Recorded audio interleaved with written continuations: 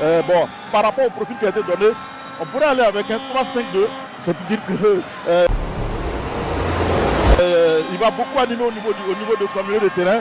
Et donc, avec aussi une équipe qui est venue avec beaucoup de nouveaux joueurs. Il a dit plus de 10 nouveaux joueurs qu'il a incorporés pour évidemment tester et puis avoir cette équipe compétitive. Donc, on voit ces deux nouvelles ailes qui s'ouvrent pour ces deux formations. Maintenant, place au jeu et puis on verra ce que ça va donner. En tout cas, Lohan Doucet qui a été repositionné d'entrée dans l'axe central de cette équipe du Burkina Faso. C'est aussi l'information. On attendra de voir dans l'animation comment tout cela donc va se déployer sur le terrain. Juste signaler qu'au niveau des officiels, les arbitres, ils nous viennent du Niger. Vous avez Amadou Alou et Ali Amidou Boubacar, le premier assistant. Et le deuxième assistant, c'est Adou Tanawa. Alors que c'est parti pour ces 45 premières minutes de ce Burkina Faso Guinée-Bissau. Bouda. Faut lever la tête, Bouda. Il va frapper le ballon qui est contré. Finalement, Landry Kaboré à la vue qui va ouvrir le score sur cette action. Et cette frappe manquée de Ousseini Bouda, eh bien, c'est Landry Kaboré qui va réveiller le public du stade du Katoum en ouvrant le score en cette 23e minute. Et talon du Burkina Faso 1, Guinée-Bissau 0.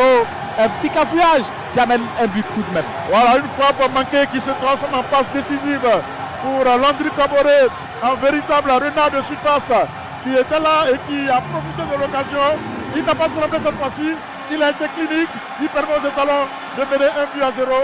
Et en tout cas, comme on dit, un attaquant a jamais perdu le ballon. Et là, une passe écrasée permet de devenir une passe décisive.